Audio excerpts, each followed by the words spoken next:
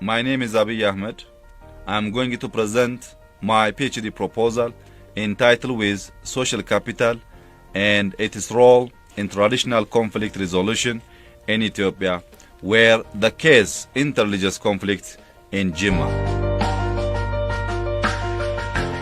Since I'm going to use the term social capital in many of my slides, I would prefer to start defining the concept of social capital first.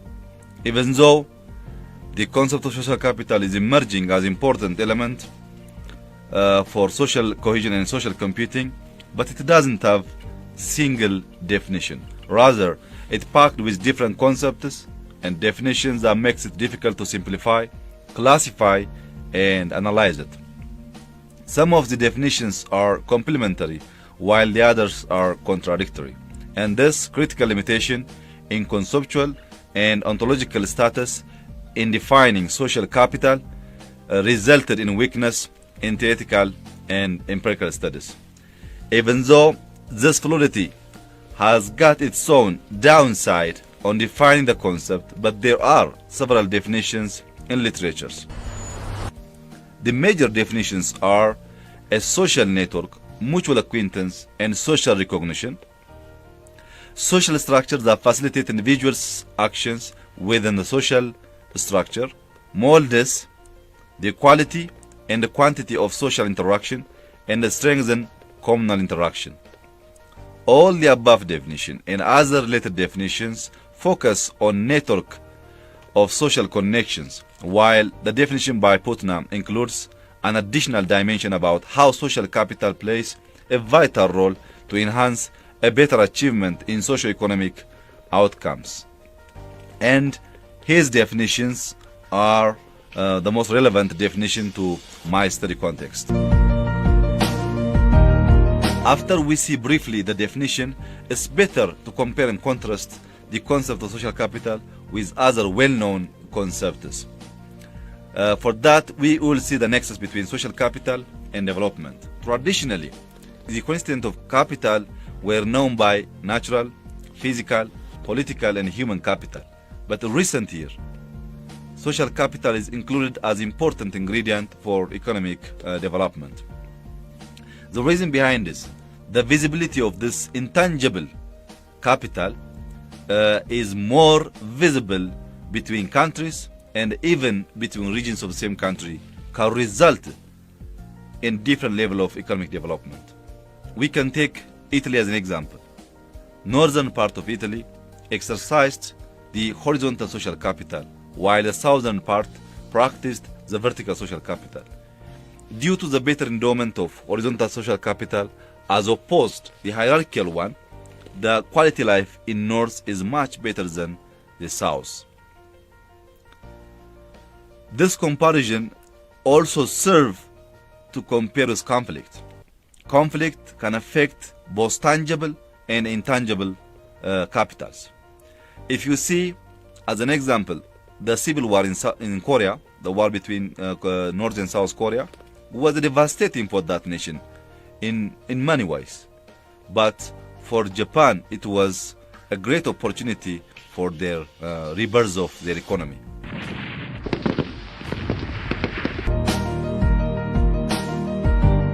Likewise, conflict affects social capital both positively and negatively.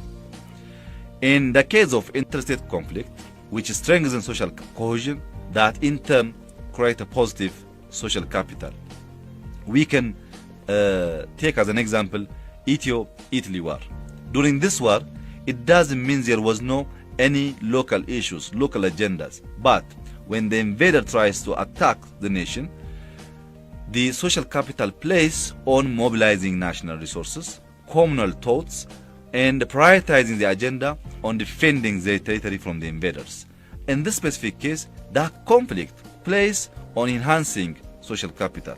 On contrary, if you see intrastate conflict, which weakens social cohesion to further perpetuate a violent conflict. We can take Cambodia as an example. Cambodians' political elite were ambitiously dreamed to recreate Cambodia in a way that starting life from zero, sending the doctors to village to start life from agriculture, which erodes the social capital of that nation and decay the social cohesion of among different groups. In intrastate conflict, we can see how social capital destroyed. So intrastate conflict may play a positive role for social capital. On contrary, interstate conflict plays in a very negative way. Not only conflict has an effect on social capital, but social capital also has both positive and negative effect on conflict. If we see as an example, bonding social capital can be perverted for individual or group gains and generates exclusionary forces to breed further conflict. We can take what had happened in Rwanda. Both Hutu and Tutsi appreciate their group's value while they lose tolerance among different groups, which led them to a very devastating conflict in that nation. On contrary, bridging social capital minimizes the detrimental effect of bonding social capital. We can see as an example Equb or Edur, the smallest institution in Ethiopia. In Equb or Edur, there might be different religious groups, different tribes together. In this specific case, that Equb serves as a glue on bringing different groups together. And that forum gives them to air out if there is any grievances. And that airing out grievances also serve on averting conflict. And also build a cognitive one on trust, values, and norms. So social capital has both a positive and negative effect on conflict, like the conflict has both a positive and negative effect. Conflict resolution mechanism can be done. Both formal and informal institutions are useful to club complex societal conflict. But the formal one lacks mechanism to revive eroded social value and traditional deeply divided social groups and rebuild social psychology. We can take as an example a Borna-Garri conflict. Most of the time, the formal institution jeopardize long-term peace-building process and lose to understand the root cause of the conflict, while the informal one plays a very great role on resolving the conflict, and also it heals physical, psychological, and emotional trauma developed after conflict. Not only that, the informal institution also facilitate regeneration of broken social fabrics through reconciliation, addresses the root cause of the conflict. We can also see several examples both from Africa and Ethiopia. If we take Gachacha of Rwanda, which is an informal institution and plays a great role in Rwanda's civil war. Also, Ubuntu of South Africa is playing an amazing role on supporting or filling the gap of the formal institutions. So, those informal institutions in Africa, more specifically in Ethiopia, are very vital on conflict management, also conflict aversion. ይቅር እንደተባባላችሁ ሁሉ ይቅር ይበላችሁ። ያለፈውን ክፉ ሁሉ በመልካምና በፍቅር ሽሮ አዋህዶ ያኑራችሁ። ከሚያሳስት፣ ከሚያጣላ፣ ከሚያጋጭና ደም ከሚያፋስስ ክፉ ሁሉ ይጠብቃችሁ። አሜን። In our historical context in Ethiopia, the creation of modern Ethiopia marked by power struggle and a conflict among different cleavages, including devastating religious violent conflict. Even though most of the religious conflict in the past were result of leaders, those who consider an instrument for their legitimacy. We can see few examples. In 4th century, there was a conflict between Christianity and traditional religions. Not only the Beja rebellion, but also the Judaism were involved in this specific conflict, and Judaism, the followers of Judaism were sent or derived to the inaccessible mountains of the north during this war. Also, in 10th century, another notable history were registered in Ethiopia between Christianity and Judaism, were led by Yorit Gudit. Another notable phenomena of conflict were led by Ahmed between Muslim and Christian.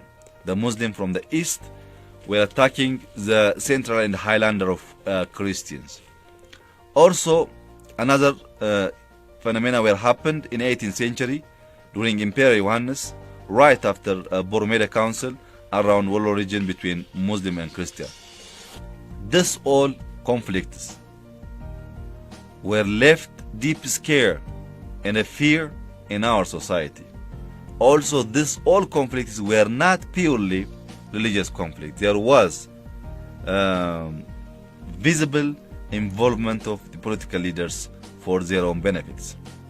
But even though this all conflicts left deep scare in our society, but there are amazing a positive social tie. So despite long rivalry between Christianity and Islam, there are areas where minority Muslim lives in harmony with majority Christians and vice versa. We can see as an example minority Muslim in Sidama and Gurage, while minority Christians in Hararge. Not only minority lives in a majority area, but also Ethiopia is known to build marriage between Muslim and Christian. We can take as an example my mom and dad. My dad is Muslim and my mom is Christian. They live together for 50 years and they have 9 children in common. This tells to build the smallest institution called family in Ethiopia were not a problem to marry different religion or Muslim with Christian. This great tie, ሚሳኤል፣ ታንክ፣ ክላሽንኮቭ፣ ብሬን የሰው አካል መማረክ ይችላል፣ የሰው ልብ ግን መማረክ አይችልም። ቀጥታ ከዚህ ተነስተን አዲስ አበባ ሄድን።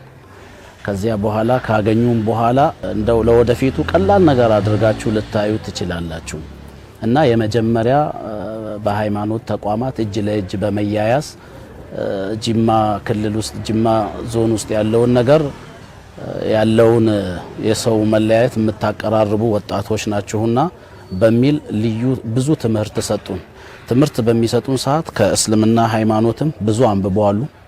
የእስልምና ሃይማኖትን ቁርአኖች እያጣቀሱ ከእንግሊዝኛውም ከምኑም ከክርስትናውም ደግሞ ከመጽሐፍ ቅዱስ ስለ ሰላም ጉዳይ ከኛ ጋር መወያየት ጀመሩ። በጣም እንትናችንን አሰፉ። ጦርነት አይበጅም፣ አያስፈልግም።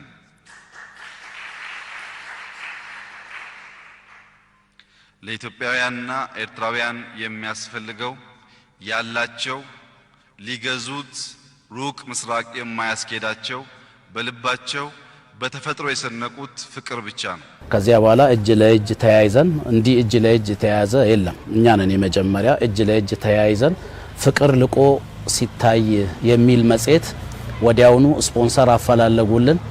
ከዚያ በኋላ መጽሔታችን ታትሞ ለመጀመሪያ ጊዜ ተለቀቀ። ስትጣሉም በልክ አድርጉት መታረቅ ስለሚመጣ።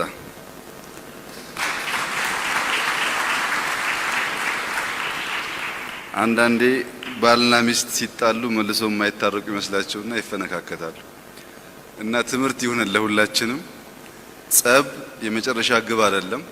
አንድ ቀን ሰላም ሲመጣ እንዳናፍር ጸቡንም ራሱ በጥንቃቄ ማስኬድ ያስፈልጋል። አቶ አብይ በሰላም ጉዳይ ላይ እዚህ ውጤታማ መሆናችንን ሲረዱ ዱባይ ዩናይትድ አረብ ኤሚሬትስ በ45 የዛኔ 44ኛ አመታቸው ነው እድገት ካሳዩ ዱባዮች ማለት ነው።